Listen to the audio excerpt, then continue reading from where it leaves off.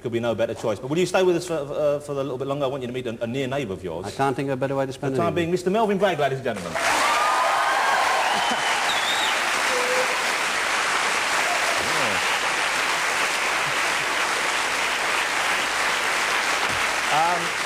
Now, I said I just hinted about the next guest, and I don't know if Melvyn is aware of this, but yesterday a momentous political act took place on his doorstep with the launch of a major new initiative from Captain Rainbow's Universal Party. Home rule for everyone is what they want. To explain this and other mysteries of this movement is a man who believes, among other things, that we should close down Britain for redecoration. Ladies and gentlemen, please welcome George Weiss.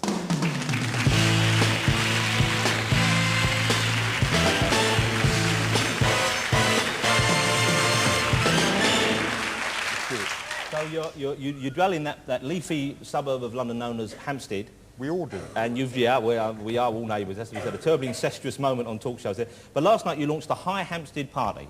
We did indeed. And what are the policies and what do you hope to achieve with that, George? Home rule for Hampstead and Highgate and abolish Parliament, become independent of Westminster altogether and abandon Camden, of course. And how realistic do you think this desire of yours is? Well, if we can find a celebrity leader such as... Jonathan Ross. Yeah, no. Don't look at me, mate. The Wizard Cook, even. Yeah, well, Peter Cook, of course, is because Labour in that Parliament, of course, they have Glenda Jackson. Do they? Wandering around, whinging on people's doorsteps. So presumably you would want someone to counteract her potential. Would that be right? Well, I think the Home Rule campaign will be a very, very popular campaign, but we do need to find a leader. The Rainbow Movement are looking to put up a minimum of 50 candidates at the general election so that we would qualify for a party political broadcast, which I think we could make very interesting.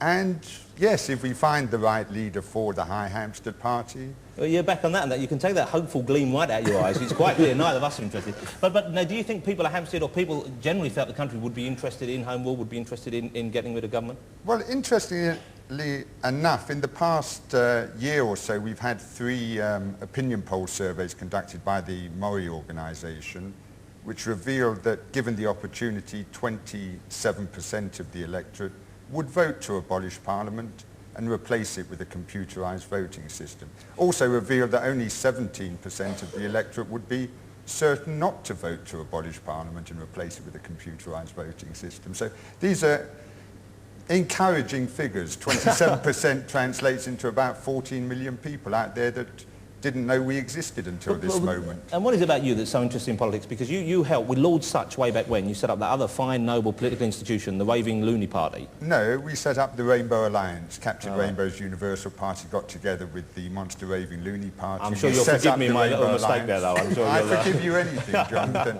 And, but basically David went his own way. He's been trying to get into the...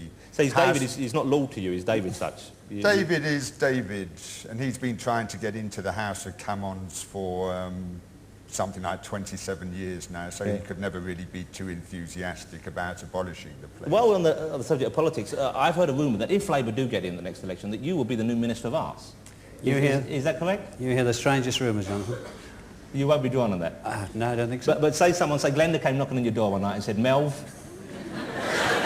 love the new book, especially the steamy bits. How about you coming in Minister of Arts? I'd say, come in for a cup of tea and we'll have a really serious talk about it. OK. Thank you very much, George, for being here. Thank you very much. Good luck with your scheme. I hope it comes off, and I'm sure Melvyn will want to talk to you about the potential leadership of whatever you're offering there after the show. Melvyn Bragg and George Weiss, ladies and gentlemen.